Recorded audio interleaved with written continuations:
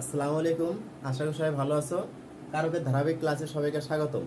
আজকে আমরা ক্লাসে শিখব অপাদান কারক সম্পর্কে। আমরা মূলত এখানে সংজ্ঞা থেকে কিন্তু পুরো বিষয়টা জানার চেষ্টা করব।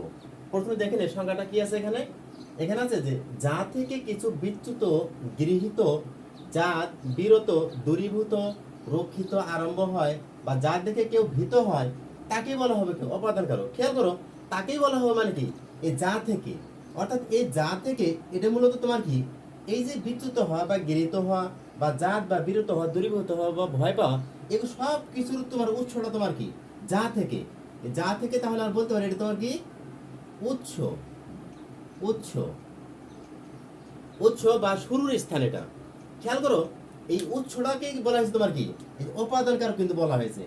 তাহলে উপাদান কারক কোনটা? এটা উপাদান কারক হলো তোমার কি এই উৎস। তাহলে উৎসটাকে বলা হয়েছে কি উপাদান কারক। এখন কোন কোন ক্ষেত্রে আমরা উদাহরণের সাথে এগুলো জানার চেষ্টা করবো আরো। দেখো এদিকে প্রথম আমরা লিখি এক, তিল থেকে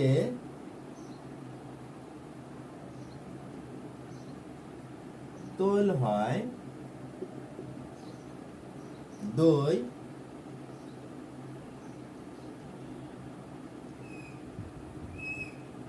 দুধ থেকে দই হয়, তিন,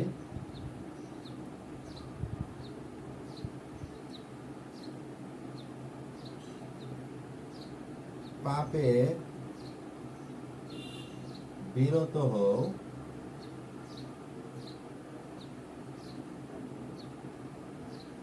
চার,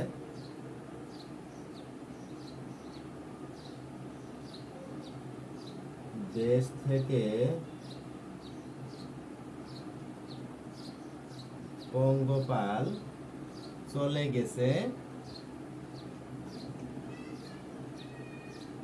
পাঁচ,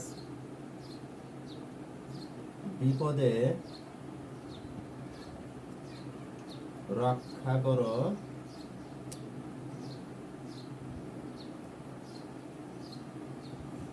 ছয়, বাবাকে ভয় পাই, সাত,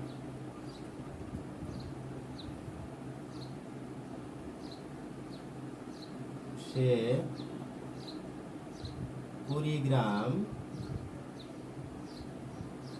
থেকে ঢাকায় এসেছে। খেয়াল করো, প্রথমে আমরা উদাহরণ লিখেছি কি যে তিল থেকে তৈল হয়। আচ্ছা, আমরা বিষয়টা খেয়াল করেছি এখানে যে যদি উৎস বোঝানো হয় ওটাকে বলা হবে কি অপাদান কারক। আচ্ছা, এই যে তৈল যে পাচ্ছি আমরা, তৈল যে হয়, তৈল হওয়ার উৎসটা কোথায়? তৈল হওয়ার উৎস হলো তোমার কি তিল। তাহলে তিলটাকে বলা হবে কি অপাদান কারক। অপাদান কারক। তাহলে এটাকে বলা হবে কি উপাদান কারক। এরপর আচ্ছা প্রথমে খেয়াল করি কি অর্থে ব্যবহার হয়েছে। তিল থেকে তৈল হয়, এখানে তিল থেকে যে তৈল হয় এটা কোন অর্থে, এভাবেও কিন্তু প্রশ্ন আসে।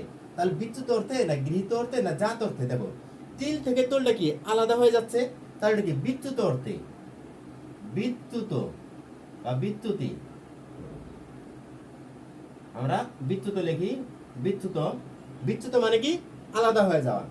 দুধ থেকে দই হয়, দুধ থেকে দই এটা কিন্তু রূপান্তর হয়ে যাচ্ছে কিন্তু এটা। তাহলে দুধ থেকে দই হয়, দুধ থেকে দই হচ্ছে এটা কি আমরা পাচ্ছি, এটা মানে কোনো কিছু থেকে গৃহীত হওয়া। গৃহীত মানে কি প্রাপ্ত বা লাভ করা, তাহলে গৃহীত অর্থে এটা। গৃহীত অর্থে। এখন এই দই যে পাচ্ছি, এই দইয়ের উৎসটা কোথায়? দইয়ের উৎস হলো তোমার কি দুধ, তাই দুধটাকে বলা হবে উপাদান কারক। এরপর পাপে বিরত হও, মানে পাপ থেকে বিরত হও। এখন আমি যে বিরত হব বা বিরত হব কোথা থেকে হব? পাপ থেকে হব। তাহলে পাপটাকে বলা হবে তোমার কি উপাদান কারক। তাহলে কোন অর্থে ব্যবহার হচ্ছে এটা? বিরত অর্থে। এরপর দেশ থেকে পঙ্গপাল চলে গেছে, দেশ থেকে পঙ্গপাল কি দূরীভূত হয়ে গেছে। তা চলে গেছে মানে কি দূরীভূত হয়ে গেছে। তাহলে পঙ্গপাল গুলো কোথা থেকে চলে গেছে? দেশ থেকে। তার দেশটা তোমার কি উৎস, তাহলে এটাকে বলা হবে কি উপাদান কারক। এরপর তাহলে কি দূরীভূত অর্থে, এটা আমরা লিখে রাখি দূরীভূত অর্থে। এরপর বিপদের রক্ষা করো মানে কি, বিপদ থেকে আমাকে রক্ষা করো। রক্ষা করো মানে কি, রক্ষিত অর্থে ব্যবহার হয়েছে। রক্ষিত অর্থ কি, রক্ষা করা। দেখো এখন রক্ষা যে করবে, কোথা থেকে রক্ষা করবে, বিপদ থেকে রক্ষা করবে। তাহলে তো বিপদটা তোমার কি, উপাদান কারক। এরপর বাবাকে ভয় পাই। আচ্ছা আমরা যে ভয় পাচ্ছি, ভয় পাওয়ার উৎসটা কোথায়, ভয় পাওয়ার উৎসটা তোমার কি, বাবা। তাহলে বাবাকে বলা হবে তোমার এখানে কি, উপাদান কারক। আরে ভয় কিন্তু তোমার কি, কর্মকারক। ভয় পাওয়ার উৎস হবে তোমার কি, উপাদান কারক, আর ভয়টাকে বলা হবে কর্মকারক।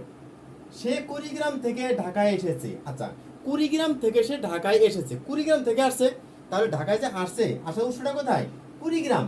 তাহলে কুড়িগ্রামটা বলা হয় তোমার কি, প্রথম উৎস মানে শুরুর স্থান বা আরম্ভ হওয়ার স্থান বা উৎস। হ্যাঁ, মানে কোনো যাত্রা যদি করি কোথাও, তাহলে শুরু হওয়ার স্থানটাকে বলা হয় তোমার কি, উপাদান কারক বলা হবে।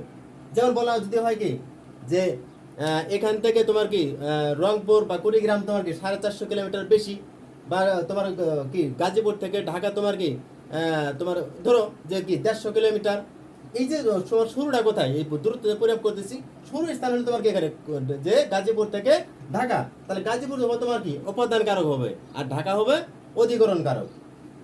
কুড়িগ্রাম থেকে ঢাকা এসেছে, কুড়িগ্রাম তোমার কি উপাদান কারক, আর ঢাকা হবে তোমার কি, এটা অধিকরণ কারক। আরো কিছু উদাহরণ সাথে জানার চেষ্টা করি।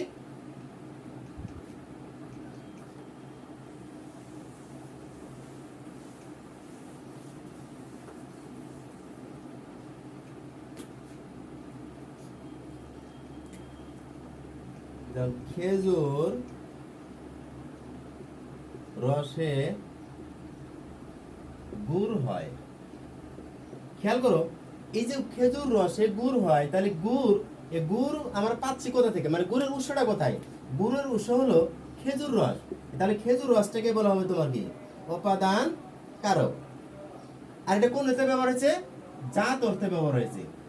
জাত মানে কি, জাত মানে উৎপন্ন হওয়া। জাত অর্থ উৎপন্ন হওয়া। কোথা থেকে আছে, রস মানে গুড়টা যে উৎপন্ন হচ্ছে, কোথা থেকে উৎপন্ন হচ্ছে, খেজুর রসে। এই যে জাত অর্থে, জাত অর্থ কি, উৎপন্ন হওয়া বোঝানো হয়, উৎপন্ন হওয়া। এরপর আরো দেখি উদাহরণ। সে লোক মুখে শুনেছে। দেখো এখানে যদি বলা হয়, এই যে সে যে শুনছে, এই শোনার উৎসটা কোথায় আমার, লোক মুখে। সে কিন্তু লোক মুখ মানে লোকের মুখের দ্বারা কিন্তু শুনে নাই। তার লোকের এখানে শোনার উৎসটা বোঝানো হয়েছে যে লোক মুখে। তার লোক মুখে তোমার হয়ে যাবে কি, উপাদান কারক। কিন্তু আমরা যদি বলি সে কলম দ্বারা লিখে, এই কলম দ্বারা, সে কলম দ্বারা কি লিখতেছে, কলমটা ব্যবহার করতেছে, তখন কলমটা হয়ে যাবে তোমার কি, করণ কারক। এরপর যদি বলা হয়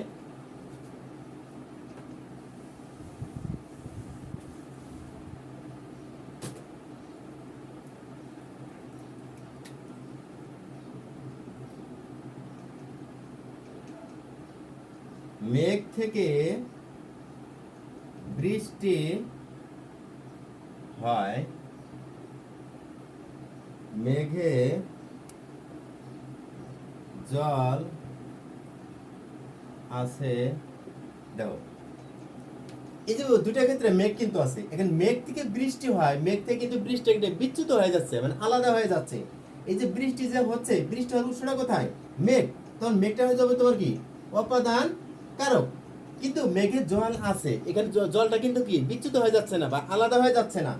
তাহলে জলটা কিন্তু ওখানে কি মানে সংরক্ষিত আছে, জমা আছে। তখন এই মেঘটা হয়তো স্থান বোঝানো হয়, এটা কিন্তু উৎস না, এটা তখন স্থান হয়ে গেছে। আর এই যে বৃষ্টি হওয়ার উৎসটা কোথায়, মেঘ। আর জলের কিন্তু উৎস না, জলের তোমার কি স্থানে পরিণত হয়ে গেছে, তখন কি এটা তোমার কি হবে, তখন এটা হয়ে যাবে তোমার অধিকরণ কারক, অধিকরণ কারক। এরপর আরো একটু উদাহরণ দেখি।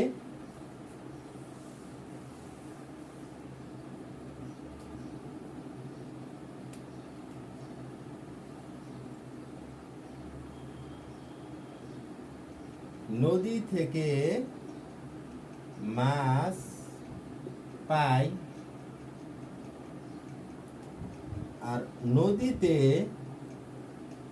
মাছ আছে। খেয়াল করো, এই যে নদী থেকে মাছ পাই, এই মাছ যে পাচ্ছি, পাওয়ার উৎসটা কোথায়? নদী, বা নদী থেকে মাছটা আনতেছি আমরা, পাচ্ছি, তখন এটা হয়ে যায় তোমার কি অপাদান কারক। কিন্তু নদীতে মাছ আছে, তখন কি নদীটাই তোমার কি স্থানে পরিণত হয়েছে, মানে স্থান বোঝানো হয়েছে, তখন এটা হয়ে যাবে তোমার কি অধিকরণ কারক। অধিকরণ কারক। এখন আমরা আরেকটা গুরুত্বপূর্ণ টেকনিক শিখবো, দেখো যে কারণ হবে অধিকরণ কারক যার উপর প্রভাব পড়বে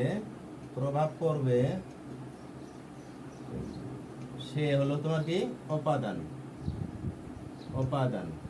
কারক। খেয়াল করে একটা উদাহরণ দিই আমরা।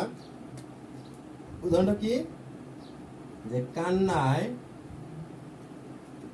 শোক মন্দীভূত হয়। তাহলে খেয়াল করে দিকে, এই কান্নার কারণে, কান্না তাহলে এটা কারণ বোঝানো হয়েছে, এটা কি কারণ অর্থে, তাহলে তোমার হয়ে যাবে তোমার কি কারণ, যেহেতু আর বলছে কি কারণ হবে অধিকরণ কারক, তাহলে অধিকরণ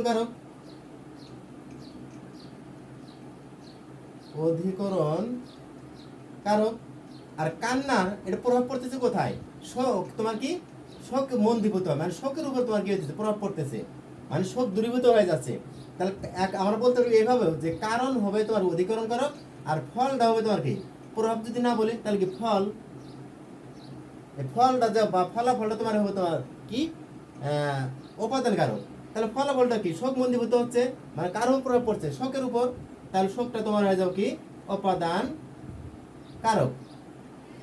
আবার যদি বলা হয় যে সূর্যোদয়ে তোমার কি অন্ধকার দূরীভূত হয়, সূর্যোদয়ে, তাহলে সূর্য যদি উদয় হয় তাহলে তোমার কি অন্ধকার দূরীভূত হয়। তাহলে সূর্য তোমার এখানে কি সূর্যোদয় তোমার হবে কি অধিকরণ কারক, আর প্রভাব পড়তেছে কার উপর? অন্ধকারের উপর। তাহলে অন্ধকারটা তোমার হয়ে যাবে কি এটা উপাদান কারক। তাহলে আশা করি বুঝতে পারছো। আমার ক্লাস এখানে শেষ করছি, আবার দেখা হবে। আসসালামু আলাইকুম।